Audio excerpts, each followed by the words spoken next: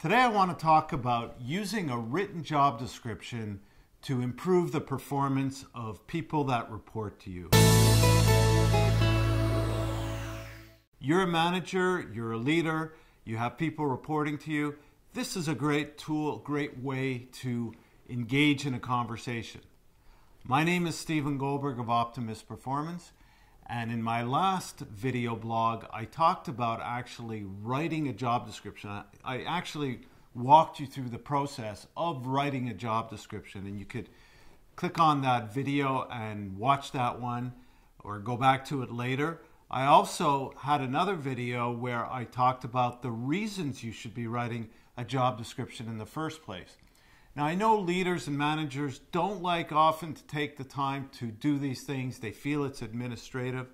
But one of the most important aspects of your role as a leader or a manager, if you want to improve the performance of people that report to you, is to sit down with them away from the day-to-day activities and talk to them about what's going on in that role.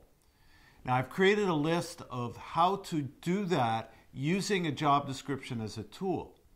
Now, it might feel awkward to sit down if you haven't written job descriptions. I encourage you to go back and look at that video and follow. It's a simple process, but it gets your thoughts organized. Now, one of the things I suggest you do as well is look at the task, all the tasks. I even posted a sample job description that I had written for an administrative role.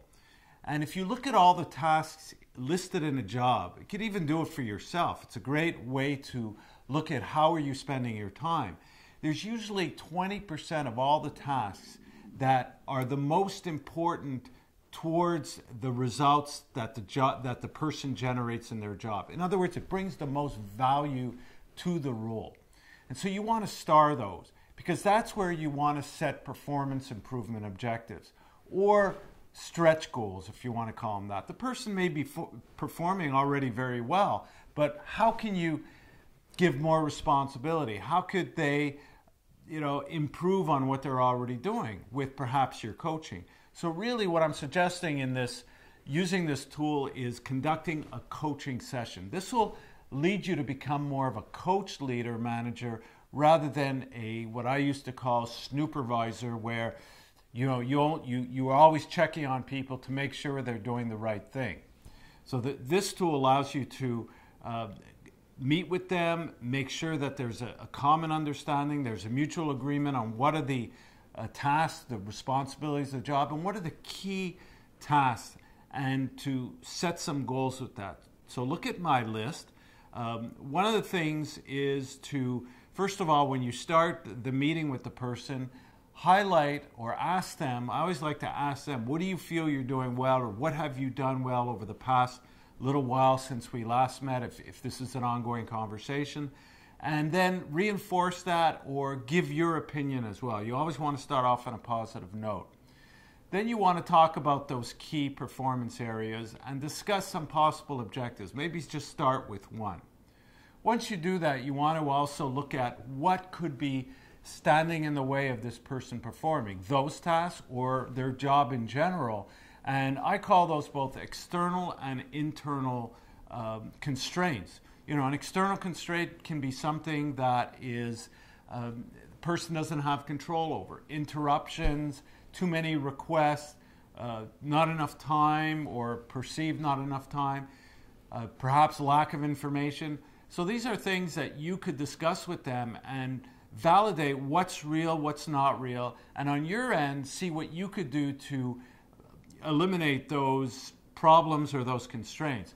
On the internal ones have to do with motivation, attitude, and those may be harder to get at first, but as you conduct these one-on-one sessions, you'll start building more trust and you'll be able to address some of those more difficult types of discussion topics about perhaps their motivation or so on and so forth, behavioral stuff.